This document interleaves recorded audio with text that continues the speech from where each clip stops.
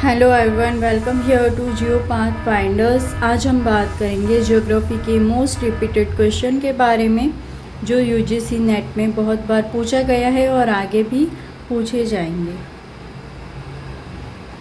UGC net के अलावा अगर आप किसी भी अदर एग्ज़ाम की प्रिपरेशन कर रहे हैं तब भी ये क्वेश्चन आपके लिए बहुत हेल्पफुल रहेगा। ज्योग्राफी से रिलेटेड PYQs के लिए आप टेलीग्राम चैनल को ज्वाइन कर सकते हैं, जहाँ पे आपको ये जो 2025 में AP का पेपर हुआ था वो वहाँ पे उसका PDF आपको मिल जाएगा।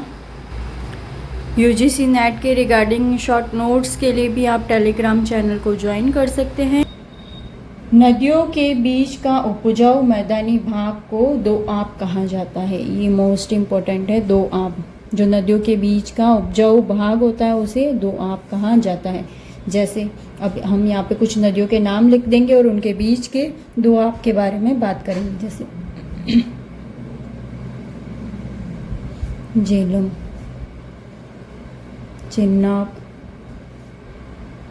रावी और व्यास, सतलज।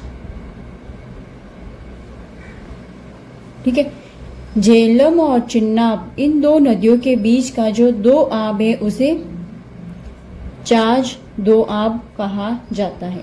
ठीक है, उसके बाद चिनाब और रावी, इन चिनाब और रावी के बीच का जो दोआब है उसे रेचना कहा जाता है। रेचना। रावी और व्यास के बीच का जो दोआब है उसे बारी कहा जाता है। व्यास और सतलज के बीच का जो दोआब है उसे बिस्त कहा जाता है। बिस्त। तो ये है दोआब, दो नदियों के बीच का क्षेत्र।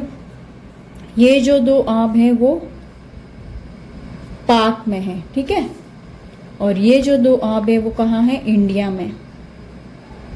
ठीक है, झेलम और चिनाब के बीच का दोआब क्षेत्र क्या कहलाता है? चाज। चिनाब और रावी के बीच का दोआब क्षेत्र रेचना। रावी और व्यास नदियों के बीच का दोआब क्षेत्र बारी है। व्यास और सतलज नदियों के बीच का दोआब क्षेत्र बिस्त कहलाता है। चाज और रेचना ये जो दोआब क्षेत्र है ये पाकिस्तान में है। बारी और बिस्त का जो दोआब क्षेत्र है वो इंडिया में है।